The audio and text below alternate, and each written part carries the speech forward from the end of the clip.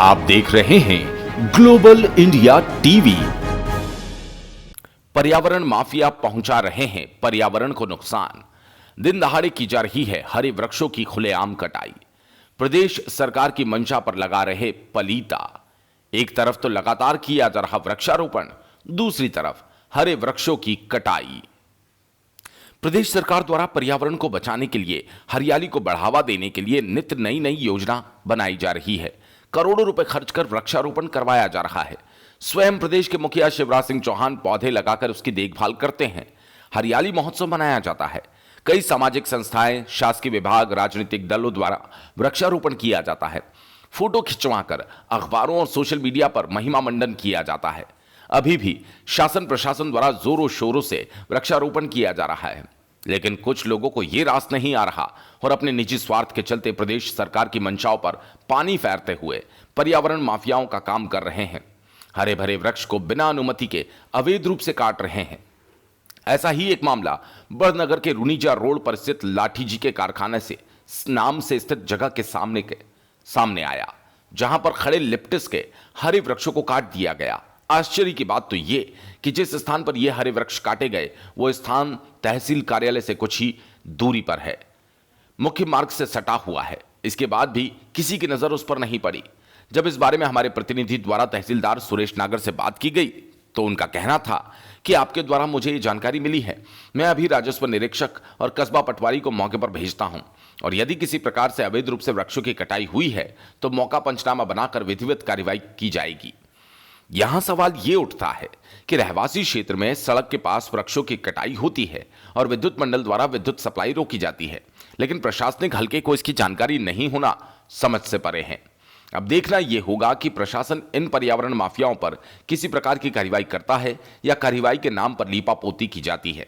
यह तो आने वाला वक्त ही बताएगा, लेकिन प्रशासन को इन पर्यावरण माफियाओं पर सख्त से सख्त कार्रवाई करनी चाहिए ताकि कोई भी व्यक्ति भविष्य में इस प्रकार से हरे वृक्षों की अवैध रूप से कटाई न करे। इसके लिए शासन प्रशासन दोनों को मिलकर प्रभावी और कारगर कार्रवाई कर पर्यावरण को बचाना चाहिए। यहां आपको यह बताना आवश्यक है कि कोरोना काल में ऑक्सीजन की कमी के कारण कई लोगों ने अपनी जान गंवाई और ऑक्सीजन की कमी का कारण कहीं न कहीं इसी प्रकार से अवैध रूप से वृक्षों की कटाई भी है। यदि प्रशासन द्वारा अभी इस और ध्यान नहीं देकर कोई कार्रवाई नहीं की गई तो इसका खामियाजा भविष्य में बड़नगर की जनता को भुगतना पड़ेगा, जिसकी जिम्मेदारी सीधे तौर पर प्रशासन की होगी। बड़नगर से राधेश्याम सावरा की रिपोर्ट। ये ठीक नहीं है। पर्यावरण हमारे प्राथमिकता है और आज हमने देखा है कि कोविड-19 को लेकर के जो ऑक्सीजन की जो कमी हुई, निश्चित तौर पर कहीं ना कहीं काफ़ी वृक्ष कटे गए और हमारी सरकार पूर्णतः इसके लिए पूरी ध्यान दे रही है। अभी हमारे माननीय प्रधानमंत्री जी का जन्मोत्सव था और हमने नमो वन के माध्यम से 71 पौधे लगा करके प्रत्येक गाँव में भी ये पौधे वृक्षारोपण किए गए हैं और ये होना भी चाहिए। और जिस व्यक्ति ने इस प्रकार के जो बिना परमिशन से पौधे काटे गए उन पर सख्त कार्रवाई होनी चाहिए और शासन इस पे पूरी तरह से ध्यान दे। भाई हमारा एक कहीं से भी इस चीजें की ज्यादा से ज्यादा रोक होनी चाहिए। पौधे कटना नहीं चाहिए, पौधे ज्यादा से ज्यादा लगाए जाने चाहिए और पेड़ को बचाना चाहिए। ये हमारा सबसे मेन हमारी सरकार का भी उद्देश्य है। माननीय प्रधानमंत्री जी, माननीय मुख्यमंत्री जी इसमें लगातार वृक्षारोपण कर रहे हैं। उनका लक्ष्य है प्रतिदिन पौधा लगाना और निरंतर पर्यावरण को बढ़ाना।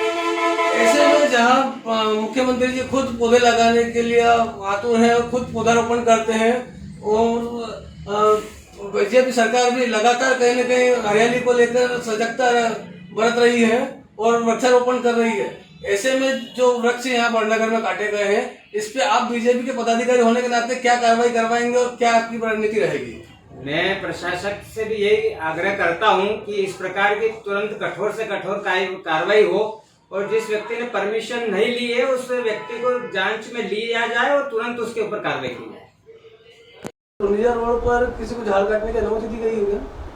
नहीं, हमारी तरफ से कोई किसी प्रकार की अनुमति नहीं। वर्तमान में वहाँ कहीं झाड़ कटे हुए पड़े हुए हैं, मौके पर पड़े हुए हैं सर, तो इस संबंध में आपका क्या कहना है, क्या कार्रवाई की जाए? आपके माध्यम से सूचना प्राप्त हुई है अभी जस्ट मुझे कि कहीं झाड़ कटे पड़े हुए हैं और मैं तुरंत अभी राजस्व निरीक्षक और पटवारी कस्बा को वहाँ भेजता हूँ और यदि इस प्रकार की कोई वहाँ पर अवैध रूप से वृक्ष कटाई हुई है तो मौका पंचनामा बनाएंगे और विधिवत उसकी कार्रवाई करेंगे।